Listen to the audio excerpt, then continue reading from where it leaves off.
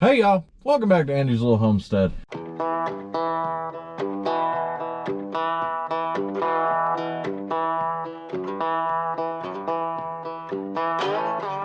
In the words of the great philosopher Mr. Hank Williams Jr., take this job and shove it. I ain't working here no more. Now, one of the most common questions that I get asked is, Andy, do you have a job? And you may be surprised to hear that no, I don't. I do not have a job. And that's okay, because to me, building a homestead is more about building a life than it is about making a living. So while I don't have a job, I have plenty of ways that I make money. We're going to talk about all those. We're going to talk about the ones that worked, the ones that fell flat on their ass, and the ones that kind of landed somewhere in the middle. So let's get started with my favorite one, running the sawmill.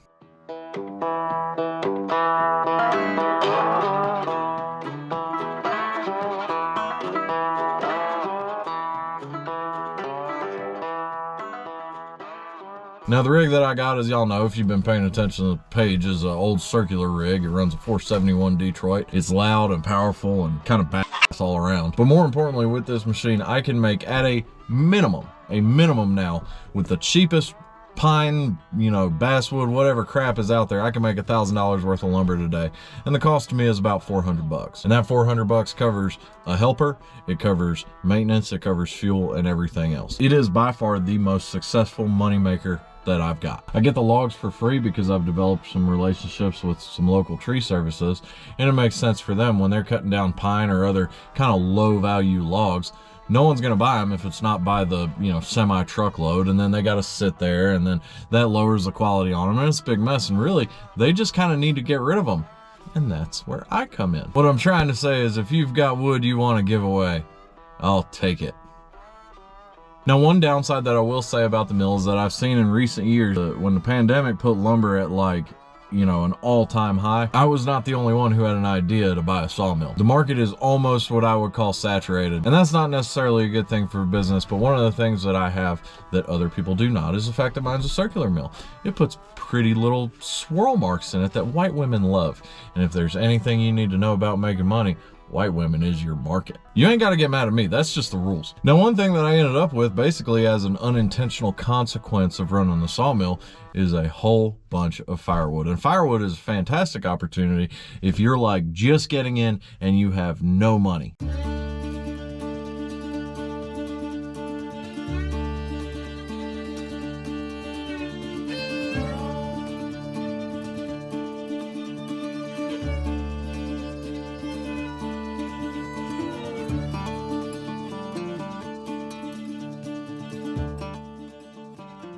It really doesn't take much. You got a decent chainsaw and a good splitting maul. You can make good money splitting firewood. Now, I have noticed there doesn't seem to be much middle ground when it comes to firewood. You're either at the very low-tech end, or you're at the high-end processor. But if you're anywhere in the middle, it's going to be tough to make that margin. Even something as simple as graduating to a basic log splitter, you're going to end up with more overhead just in fuel, oil, maintenance, and something's going to go wrong. It always does. Ask me how I know. Now, for me personally, I'm able to process my sawmill slabs down into basically low quality boiler wood. That'll sell for like 50 bucks a face cord, but hey, it doesn't take much. The buzz rig that I got that runs off of the tractor, that was 450 bucks, and I got the conveyor to load it at an auction for $55. 55 actual dollars. You want to get the real cost? I slapped a Harbor Freight Predator motor on it, so we'll call it 155. But still, for something that can process multiple cords in an hour, it makes sense, and it's a good way to make money. Now, my goal with this video and with all of my videos is not to blow smoke up anybody's ass. I'm trying to provide a realistic picture here, and realistically, especially if you're just getting started, you're gonna need a job.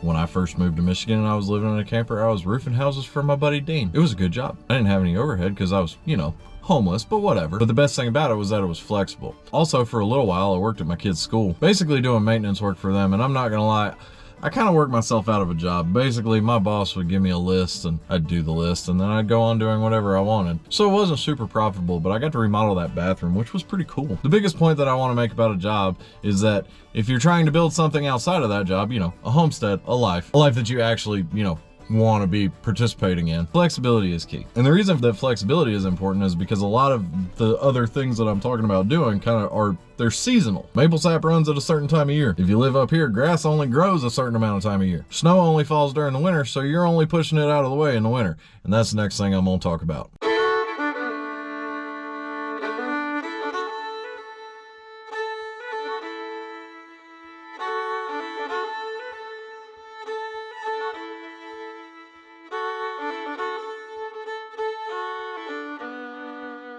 If you're gonna live in a frozen hole, you should at least pick a frozen hole where it snows, because it's pretty and you can make money. If it's frozen but not pretty, what are you even doing with your life? But for me, that opens up the opportunity to plow snow. Now, to be honest, I ended up with a plow truck because I got like a half mile of trail that I need to keep open so that I can keep doing my work. The plow truck was not really optional. But in searching around Facebook Marketplace up here, you can find a good used plow truck for $4 or $5 grand. You might fall through the floorboards if you step in the wrong spot, but that's not really a big deal. The point is, you can get into one for a pretty reasonable price and you can make that money back pretty quickly. I don't do a whole lot of plowing. I've got about, I don't know, maybe 15 regular contracts. I can make the rounds on all 15 of them in, I don't know, maybe 6 hours. And in that 6 hours, I'll make $800. In fact, this truck, the plow truck that I'm sitting in right now that I bought earlier in this year, it's paid for itself. It's done. It's profit from here, baby. Now, the best comparison that I can make is as a southern counterpart to plowing snow would be mowing grass, because it's kind of seen as a commodity, as something that a lot of people do and not everybody does all that well. And a lot of people kind of undercut each other, and it can be a pain. But I got some good advice from a friend of mine. His name's Keith, but as a side business, he mowed grass, and he said this: I only do 3 things: mow, blow, and go. That's it. He said he didn't waste time with any kind of extras, because that's where you start losing money. Oh, trim these hedges, you edge this sidewalk. Nope. Mow, blow, go. It was an efficient operation, and plowing really works the best when it's the same way. I've got a couple people that I'll shovel for because they're old and they need a clear walkway, and it's a nice thing to do. But as a whole, I ain't getting out the truck. I got more to go do. I got more money to make. But hey, let's say you're just starting out. A snow shovel is $25. And if I'm not doing it, that means somebody needs to do it. So it's a good option. And it may seem like it's a saturated market, but the craziest thing happens every year. People show up on Facebook like, help, I need a plow guy. Like it don't snow every dang year. They're out there, charge the going rate. Don't try and undercut anybody, and do a good job. You'll have a full schedule quicker than you think. So all those things are things that I've done that I've feel like I've been successful in, that have made money and really done well. And now we're gonna get into the things that I've messed up, because unlike my mustache, I am not perfect.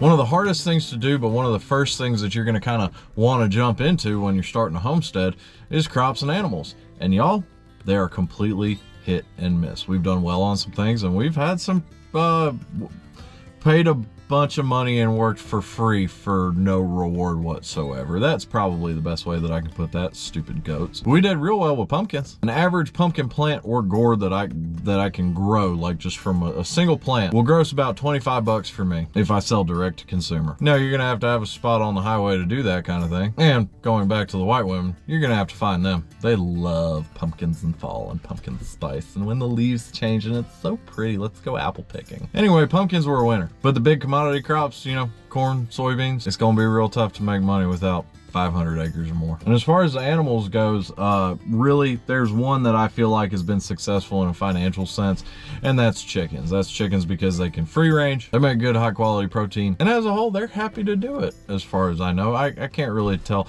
They don't have eyebrows, so they don't have feelings. Either way, they make chicken, they make eggs. They're pretty low maintenance and pretty low in terms of infrastructure that you got to put in. You want to go the other direction, that'd be horses. The easiest way to become a millionaire in horses is to start out a billionaire. One of the most difficult things when it comes to raising livestock and actually making money on it is the regulation side of it. Anybody who's done it has seen the pattern. The processor makes money, the distributor makes money, the USDA makes some money, and the guy who grew that animal did not make any money. It can be done, and it is done by people who are smarter than me with more land and more infrastructure. Me personally though, I just like raising chickens. Pigs are good too. They have a high conversion rate of food weight to pig weight, but with the costs and regulations associated with processing, they're raised for me to eat. That's how I attained this Adonis-like body by bacon. But that's kind of the basics. I mean, you can make money raising crops, raising animals, but I would caution that the biggest thing you got to do is know those numbers beforehand. Get a good feel for it before you dive in, because there's a lot of people who've gone broke trying to do the same thing.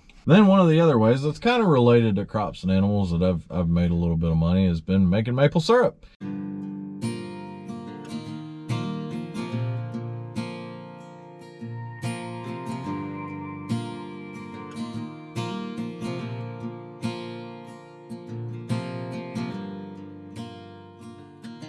And y'all, I did the math.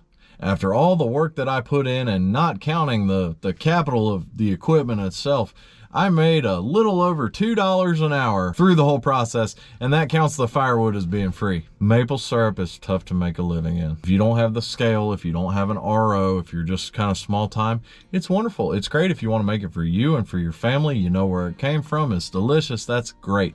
Do it. Go for it. But the amount of sap and the amount of time it takes to cook that sap into syrup, y'all, it is a tough one. You know, like many other things, maple syrup is it kind of is a commodity, and $1 an ounce is really kind of the going rate. There's not much that you can do beyond that. But if you find something different that you can do with it, like in my case, doing it in cast iron instead of a stainless steel pan, it does make the flavor a little bit different. It's something unique and interesting about it, kind of doing it the old school way, if you don't count the Harbor Freight blower fan. The point is, it's something marketable that sets it apart and could command a higher price. On top of all those things, I'm on the fire department. Now, it's a volunteer department, but we still actually do make a little bit of money. It's like $10 an hour while we're on calls. It's really, well, I wouldn't call it the best financial arrangement in the whole world, but it does help cover the cost of my own fuel and things like that. And we get a check every quarter, so it's just a little something extra that's there that I would be doing anyway. If you're in the fire service for the money, you're in it for the wrong reasons. Also, you're stupid because there's not that much money in it. But the point is, it's something that I'd be doing anyway. And there's a lot of departments that offer a pay-per-call type stipend or whatever, even in areas like this. So it's an option, and it's also the best drug in the entire world. Highly recommend. And now to address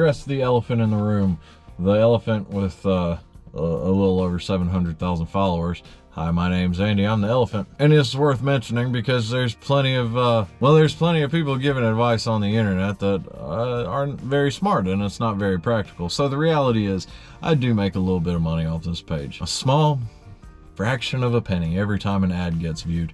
Thank y'all for that. And here's the thing, y'all.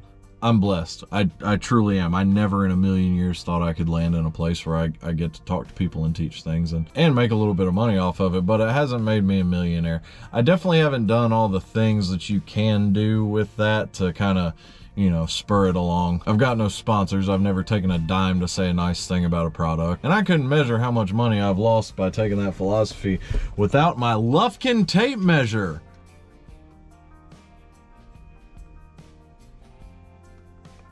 Exclusively at Lowe's and Home Depot. It's the measuringest tape measure of all. Yeah, I don't do that. And there's a reason that I don't do that. And the reason is, this is the internet. Everybody could stop watching tomorrow. I could say the wrong thing. Sometimes I toe that line pretty close. And y'all, I've been doing real well before, and I've been broke before. And I know just how fast it can go away. So my goal with all of this is basically to build a life that, well, if everything goes away, I just cut some wood, push some snow out the way, and keep on with what I'm doing. Nothing in this life is permanent. And I've been down enough times to not really, you know, at least try not to take it for granted. So while I'm here, my goal is to show you exactly what I do and what I'd do it with. And it would look no different whether you were watching or not. And I'm glad you are watching. You showed up for the wiener jokes and you stick around for the education. I'm thankful for that. And y'all, these are just the things that I've done. There's a million other things that you could do. You got plenty of land and you got a shed. Fix it up like an Airbnb. Call it rustic. The white women will eat it up. You know how to weld or you know how to work on vehicles? Be a mobile mechanic. Do a mobile welding setup. Get bees. They're like maple syrup, but the bees do the work. We actually have bees at our place, but we just lease the spot. They give us a case of honey every year. I don't do anything. There's a good chance you already have a tractor unless you're Mike Hughes, because Jen keeps saying no. I don't know why, Jen. You need to just let him do it. But if you've got one, you're already doing work on your own land. Do it for other people too. Go pick up scrap metal with the meth heads. I'm sure they'll love the competition. And a million other things. The point is, the work is out there, go find it. So to sum it up, y'all, I don't have a job. I've got 9 of them. And honestly, I wouldn't have it any other way. I love the freedom that comes along with it. There is a definite lack of security that comes along with it, but it's hard to have both. But y'all, as cliche as it sounds, when you have a job that you love, you don't work a day in your life. And you know what? I will work every day of my life. I'll work till lunch the day of my funeral because I truly love what I do. I am blessed to have this opportunity, and I'm so thankful for y'all. Y'all have watched this whole thing grow from just, I mean, starting with absolutely nothing and becoming something. The fractions of those pennies have turned into equipment that would have taken me much longer to acquire. But in all reality, I do it the exact same way, even if it took a little bit longer. When I left the military, most of the people who were lifers said, oh, you're not gonna make it. You know, civilian jobs they're harder to find. You're gonna make less money. You know what? I got out and I did fine. Then when I left that job to start a business, plenty of people were like, oh man, you're leaving the security of that job to start roofing on your own? That's what you're gonna do? Yeah. And you know what? It worked out. And then I left all that crap behind to go live in a camper in northern Michigan and build things up from there. And y'all, there were some low times along the way, but I didn't ever starve to death. Just kept moving. So if you want to make it work, just keep going. As always, I hope y'all enjoyed and I hope you learned something. I love you, and God bless. Really, Andy? A clip show? That's what we're going to do? Well, yeah, it was, technically, but I'm trying to get out ahead of some of these, trying to keep this schedule up where I do it every Monday. But some projects take longer, so I'm just trying to get ahead. Y'all bear with me. I hope you enjoyed regardless. If you didn't, you're probably not hearing me talk right now. I could be talking to nobody.